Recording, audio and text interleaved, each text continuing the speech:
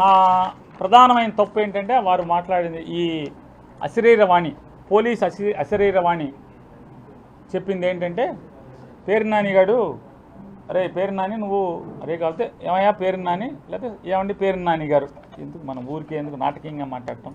వారు నన్ను గారనే సంబోధించారు పైన, నేను కూడా వారు అదే చెప్తాను. పేరు నాని గారు,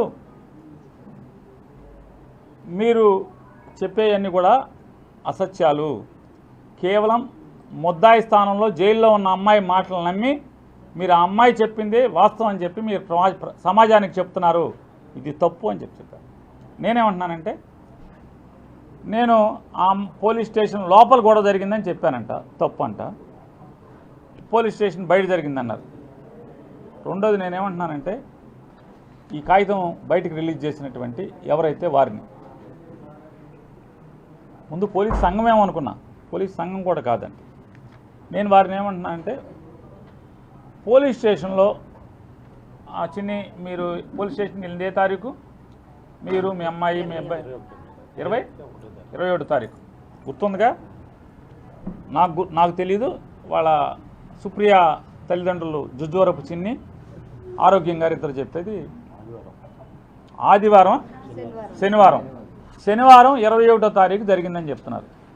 నేను అంటున్నాను, పాత్రికేయ మిత్రులకు ఏదైతే మీరు ఈ కాగితం పంపించారో, ఎవరైతే ఈ కాగితం పంపించినటువంటి పోలీసు వారు, పాత్రికేయ మిత్రులకి మొత్తం 21వ తారీఖు శనివారం మధ్యాహ్నం నుంచి 22వ తారీఖు మధ్యాహ్నం దాకా టోటల్గా పోలీస్ స్టేషన్లో ఎన్ని ఆ ఎన్వీఆర్లో, డివిఆర్ ఎన్వీఆర్ ఆ మెషిన్ ఉంటుంది కదా రికార్డ్ చేసేది, ఆ మొత్తం ఫుటేజ్ మొత్తం మీడియాకి ఇచ్చేయండి. మాకొద్దు, మీడియాకి ఇచ్చేసేయండి.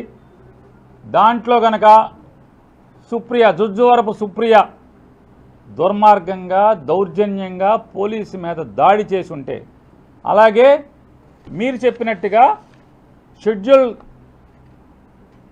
ట్రైబ్కి చెందినటువంటి కోటేశ్వరమ్మ గారి మీద అత్యాయత్నం చేసిన దానికి కనుక ఎన్ని ఉంటే, నేను ఖచ్చితంగా భాస్కర్ రావు గారికి, అలాగే సుభాకర్ గారికి, కోటేశ్వరమ్మ గారికి, ఈ కాగితం పంపించినటువంటి ప్రతి పోలీసు వారికి కూడా, ఇది పోలీసు వారు పంపించారని నమ్ముతున్నా కాబట్టి క్షమాపణ చెప్తాను. నా మాటలు వెనక్కి తీసుకుని క్షమాపణ చెప్తాను.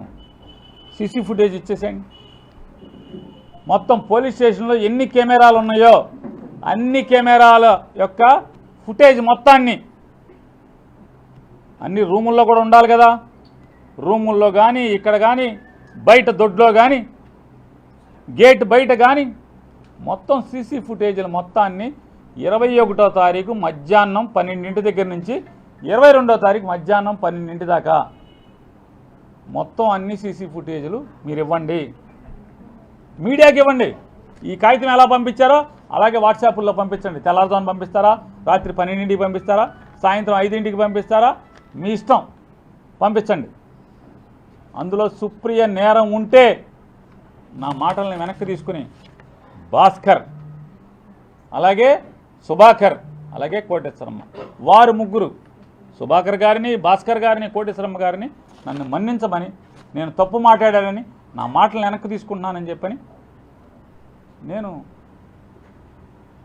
దుర్మార్గంగా కులాలని మతాలని రెచ్చగొట్టానికి ప్రయత్నం చేశాను. నాది పొరపాటే అని నా మాటలు వెనక్కి తీసుకుంటాను. మీరు ఇవ్వలేదు.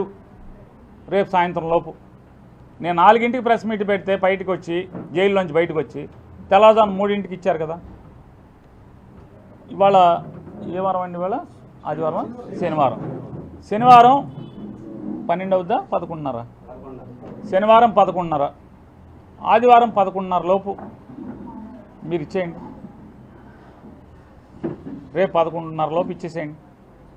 ఇస్తే నేను వెంటనే రేపే తప్పకుండా, నేను రేపు ఊళ్ళో అందుబాటులో ఉంటే రేపే, లేదంటే కనుక సోమవారం నాటికల్లా తప్పకుండా నేను వెనక్కి తీసుకుంటానని చెప్తూ, అలాగే వారు ఏమన్నారంటే, మా సబ్ ఇన్స్పెక్టర్ గారి దగ్గర తేజ, ఎవరైతే జుజ్జువరపు చిన్ని ఆరోగ్యం కుమారుడైన సుప్రియ, ఎవరైతే ఇవాళ సబ్ జైల్లో జుజ్జువరపు సుప్రియ ఉందో, నర్సింగ్ విద్యార్థిని అమ్మాయి, అది కూడా నేరం అంటే వెనక్కి తీసుకుంటాను. ఆ అమ్మాయి నర్సింగ్ చదువుతున్న విద్యార్థిని.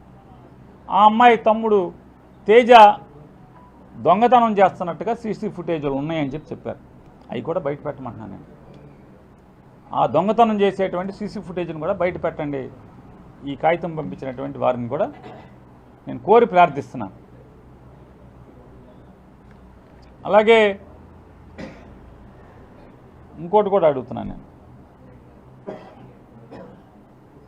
తప్ప ఒప్ప నేను వెనక్కి తీసుకుంటాను. పామరు ప్రాంతంలో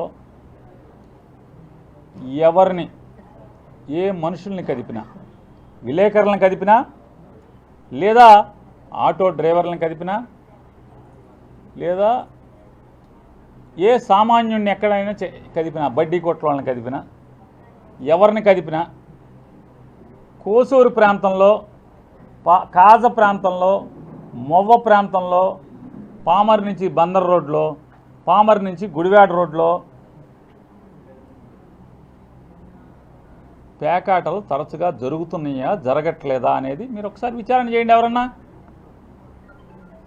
పేకాటలకి నిలయం అయిందా అవలేదా నేను చెప్పే ప్రాంతం ఎందుకు అంటున్నానంటే రోజు పెడితే అలరైపోద్ది కదా, జనం వెంటనే మీడియా వాళ్ళు కూడా రాసేస్తారు కదా, ఫోటోలు తీస్తారు, రాస్తారు. సెల్ ఫోన్లు పెట్టుకుని దీనికి ఒక 10 నుంచి 20 మంది సెల్ ఫోన్లు పెట్టుకున్నటువంటి కుర్రాళ్ళని జీతగాళ్ళు ఉంటారంట. పాత్రికేయ మిత్రులు చెప్తున్నారు ఇదంతా కూడా ప్రపంచానికి. ఆ సెల్ ఫోన్లు పెట్టుకుని దారెంపటి ఎవడొస్తున్నాడు ఏంటి అనేది ఎప్పటికప్పుడు సమాచారం, ఎవడో అటేపు ఎవడో ఆడు ఈడెవడో ఆడెవడో వస్తున్నాడా, ఎవడొస్తున్నాడు ఏంటి, ఇవన్నీ జరుగుతూ నిరంతరం జరుగుతున్నాయని చెప్తున్నారు. కంట్రోల్ చేయాలి కదా.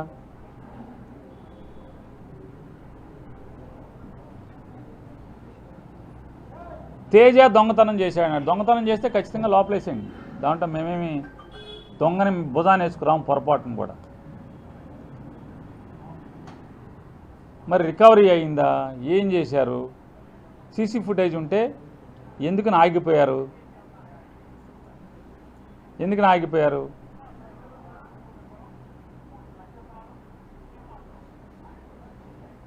ఇంకోటి కూడా అడుగుతున్నాయి. ఉత్తరం బయటకు ఇచ్చిన ఆయన్ని పోలీసు సంఘమా లేకపోతే ఎవరిచ్చారో ఆ కార్యాలయం నుంచి తెలియదు. వారిని నేను ఇంకోటి కూడా కోరుతున్నాను, ఇంకోటి కూడా విచారణ చేయండి. ఇప్పుడు 108 డ్రైవర్ దగ్గర కూడా స్టేట్మెంట్ తీసుకున్నారు కదా స్టాఫ్ దగ్గర, మీరు అలాగే ఇంకోటి కూడా చేయండి. ఆశ్రమం దగ్గరలో ఈ మధ్య 16 మందిని పేకాట పట్టుకుంటే, కోడిపందెం పేకాట 2 జరుగుతుంటే పట్టుకుంటే 1,60,000 వసూలు చేశారని చెప్పని అల్లరగా ఉంది ఆశ్రమం ఏరియా అంతా కూడా. రామారావు బొమ్మ దగ్గర చుట్టూ అంతా జరిగిందా జరగలేదా? అలాగే పెదపారుపూడి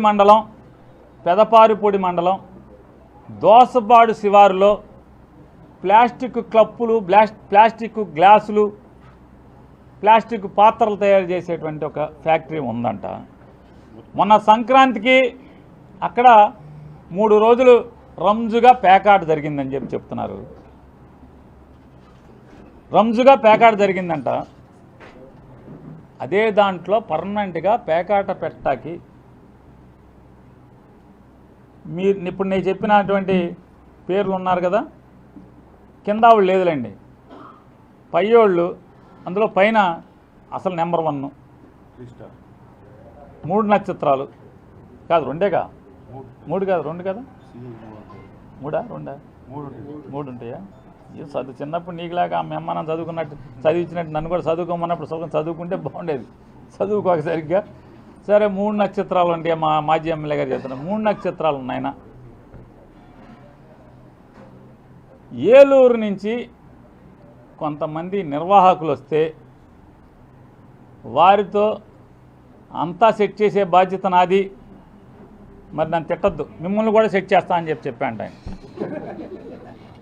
బయటికి రాకుండా. మూడు సుక్కలైన కైలాని గాడితో మనకి దరిద్రం ఉంది, పెంట ఆడి పెడతాడు, ఎట్టా కొట్టా మీరు ఆ నోరు మూయించగలిగితే డన్, ఓపెన్ చేసేద్దాం అని చెబితే నా దగ్గరకి నాతో చదువుకున్నటువంటి, అంటే నువ్వు విన్నారు చదవలేసరికి అంటే అది మరి అత్యవసర చదువే కదా, అత్యవసర చదువులోనే నాతో పాటు చదువుకున్నటువంటి ఏలూరుకు సంబంధించినటువంటి నా మిత్రుడు నా దగ్గరకు వచ్చి కైలే అనిల్ నువ్వు చెబితే వింటాడంట, కాబట్టి అక్కడ మేము సరదాకి కాలక్షేపానికి మాత్రమే ఆ కప్పులు తయారు చేసే గ్లాసులు తయారు చేసే దాంట్లో ఆడుకుని వెళ్తూ ఉంటాం. కొద్దిగా అతన్ని నువ్వు నోరు మూయిస్తే, లేకపోతే నువ్వు మా వాడు వస్తాడు, మా ఫ్రెండ్ వస్తాడని చెప్తే నేను వెళ్ళి మాట్లాడుకుంటాం అతనితో అని చెప్తే నేను ఆయనకి చెప్పాను, అరే ఇవన్నీ అనవసరం రా,